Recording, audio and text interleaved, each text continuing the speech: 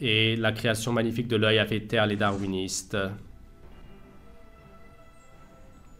Et une personne qui regarde autour de lui, l'image qui vient dans ses yeux, donc vient de manière renversée, transmise au cerveau, l'œil, le cerveau donc redresse cette image et à la fin donc de cela, suite à cela, l'être humain voit une image magnifique. Un tel système donc ne peut pas se former avec l'union des atomes inconscients et les atomes qui ne savent pas voir et sous l'effet des aléas en s'unissant de manière inconscieuse et ne peuvent pas donner donc une vision donc qu'une caméra ne peut pas faire ce système donc de visuel et les atomes qui ne savent pas entendre ne peuvent pas faire donc un bruit, un son meilleur que le meilleur appareil technique et ne peuvent pas produire cela suite à des aléas. Les atomes qui ne savent pas sentir le parfum et donc sentir la rose ne peuvent pas former cela avec les hasards, la chaleur, le froid, le sentiment de dureté. Les atomes ne peuvent pas le faire. Et les atomes qui sont inconscients, ils ne sont même pas au courant de leur propre existence.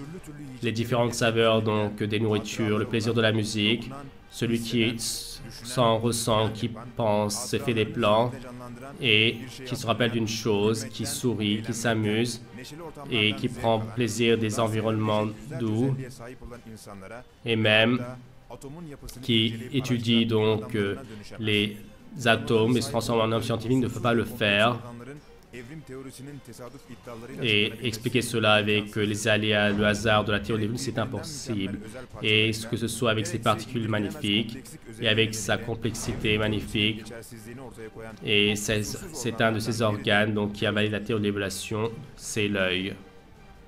L'être humain est formé de 40 différentes organelles et pour qu'elles puissent fonctionner, toutes ces parties doivent être réunies ensemble. Et la cornée, la conjonctivite, l'iris, la pupille, la rétine, les muscles des yeux, donc les paupières, tous en même temps donc doivent fonctionner en harmonie. Et chacun d'eux a une fonction spéciale, mais tous travaillent liés les uns aux autres. Par conséquent, donc, quand il y a une défaillance de l'un des deux, l'œil ne peut plus voir. Cette situation, donc ce qu'il prétend, donc les phases, donc qui se formaient par phase, donc c'est tout à fait contraire à cela. Les darwinistes doivent expliquer donc les particularités miraculeuses de l'œil. Or, donc, la théorie de l'évolution n'a même pas expliqué donc la création de l'œil. Et par conséquent, donc, que cela se forme par des stades imaginaires, c'est impossible. La théorie d'évolution, un des centaines de sujets qui n'arrivent pas à expliquer, quelques-uns sont ceux-ci. L'intellect, la conscience, les cellules qui ne possèdent pas l'intellect, la conscience, et donc le fait qu'ils se donnent donc la décision de former l'œil, c'est impossible. L'œil, pour commenter, donc transforme l'image en signal électrique et le transmet au cerveau. Et le fait qu'il décide par hasard de transmettre cela au cerveau, c'est impossible. Et ce qui est transmis donc de l'œil au cerveau, c'est un courant électrique. Et donc, dans les 4 autres sens également sont conduits donc en signal électrique. Et à chaque fois, donc, ça transforme en image magnifique. Ce n'est pas possible d'expliquer cela avec un mécanisme évolutionnaire imaginaire.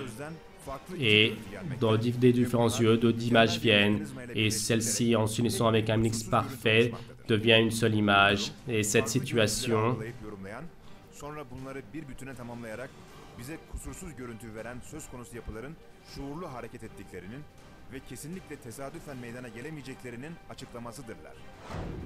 la vision qui vient, l'image qui vient à l'intérieur dans le cerveau d'abord est renversée et suite à différentes opérations dans le système centre visuel est redressé.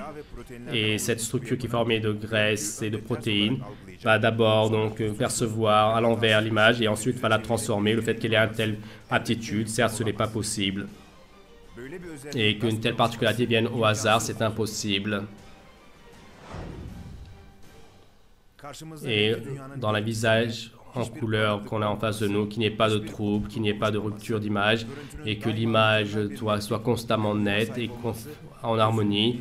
Et il est clair que l'œil a été créé donc de manière, est un organe miraculeux qui a été créé.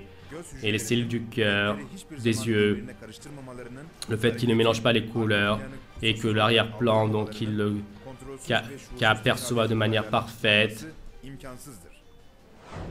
Et la personne en face de vous, quand elle parle de vous, l'image que vous voyez, le son que vous entendez sont tout à fait dans une harmonie. Ni l'image avant le son, ni le son avant l'image. Donc vous nous percevez avec des retards d'image.